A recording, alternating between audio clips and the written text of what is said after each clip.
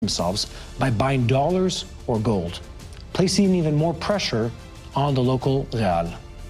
The result is not necessarily a country where every supermarket is empty, but in some ways, what's happening is more revealing.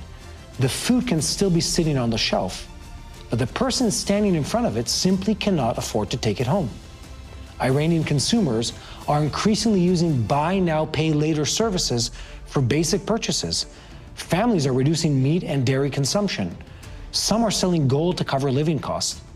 That's not yet the collapse of the Iranian state. It is the erosion of normal life underneath it.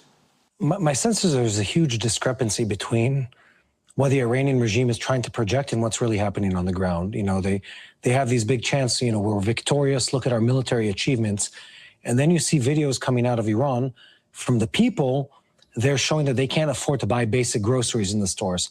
From the regime, they're trying to do sort of a mental backflip in showing you how cheap compared to Western prices food is in Iran, but they forget to mention that their currency is so devalued that you can't buy anything. What are the people on the street thinking? Like, you know, in the psyche of a population that's looking at their economy crumbling and their regime increasingly detached from what's really happening, what do the people say? Are they? Yeah. So let's kind of take a look at what's happening with the economy. So inflation is up 66%. Consumer prices are higher, 87.9%. Food inflation is up 128%. Rents rose 31%, and the price of houses 50%. Because the currency is collapsing. So gold. Is this in what? In a single year? In a single year. Wow. The blockade that Trump has put against them, basically, the refineries within Iran produce 130 million liters a day.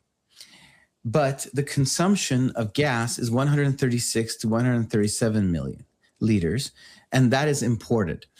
And now that gas cannot be imported, this has created major lineups throughout the country of people waiting to get gas. So not only is the currency collapsing, and by the way, when did the currency start collapsing? When Trump pulled out of the JCPOA in 2018.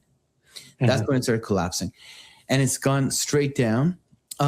Inflation got higher because of COVID, and they never recovered. It kept going. Unemployment is very high in a country where most people are in the age of 40.